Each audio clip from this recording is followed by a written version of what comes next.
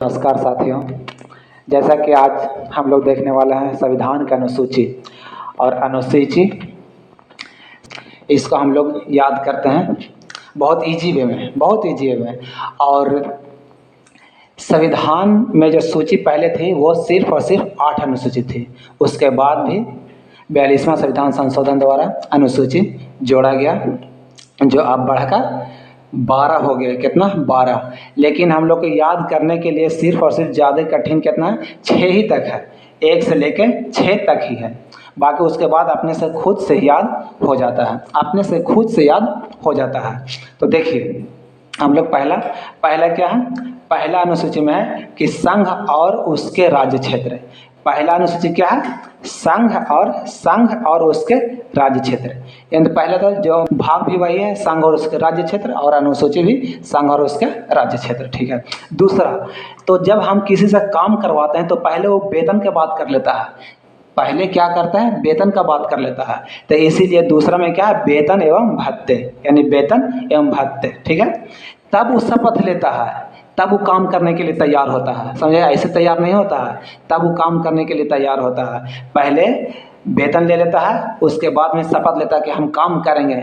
यानी क्या है? तीसरा में शपथ है। क्या है? तीसरा में शपथ है। अब देखिए चौथा में क्या है? राज्यसभा के सीटों का आवंटन है। चौथा अनुसूची में क्या है?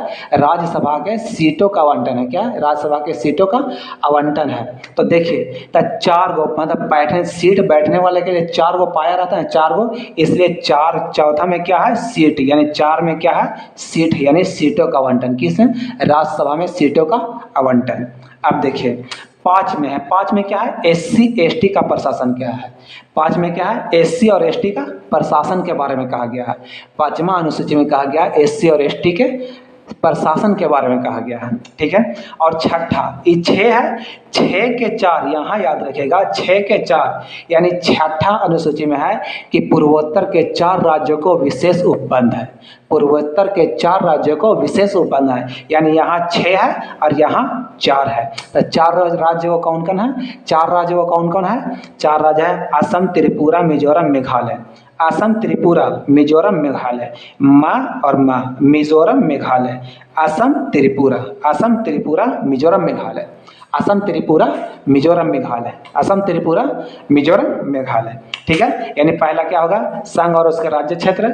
दूसरा में है वेतन एवं भत्ते। और तीसरा में तब क्या है? शपथ। उसके बाद में 4 में है राज्यसभा के सीटों का आवंटन। 4 मतलब बैठेंगे, कुर्सी पर बैठने के लिए 4 चाहिए ना, तो 4 में क्या है? 4 में सीट हो गया, यानी सीटों का आवंटन। 5 में है SC ST का प्रशासन। क्या है?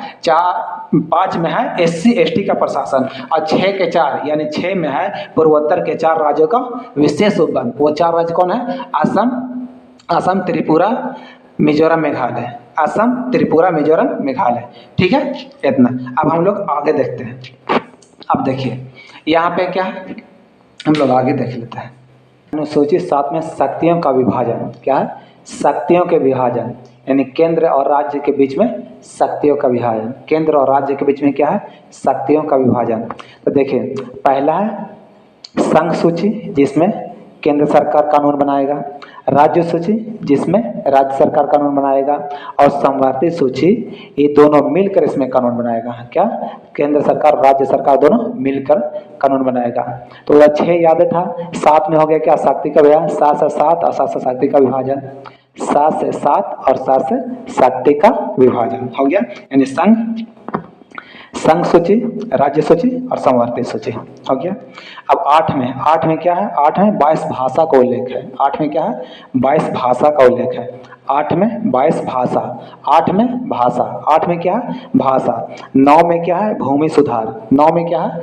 भूमि सुधार। 9 में क्या है? भूमि सुधार। 9 में क्या है? भूमि सुधार। 10 में है क्या? 10 में दल बदल। 10 से 10 और 10 से दल बदल। 10 से 10 और 10 से दल बदल। 10 से 10 और 10 से दल बदल। 11 में क्या है? 11 में पंचायत। 11 में क्या है? पंचायत। 11 में क्या है? पंचायत। और 12 में है नगर पालिका। अब 12 में क्या है? नगर पालिका। तो इस तरह से हम लोग 12 के 12 अनुसूची याद कर लिए हैं। और एक से 2 बार इस वीडियो को देखिएगा, अपने खुद ब खुद याद हो जाएंगे। ठीक है।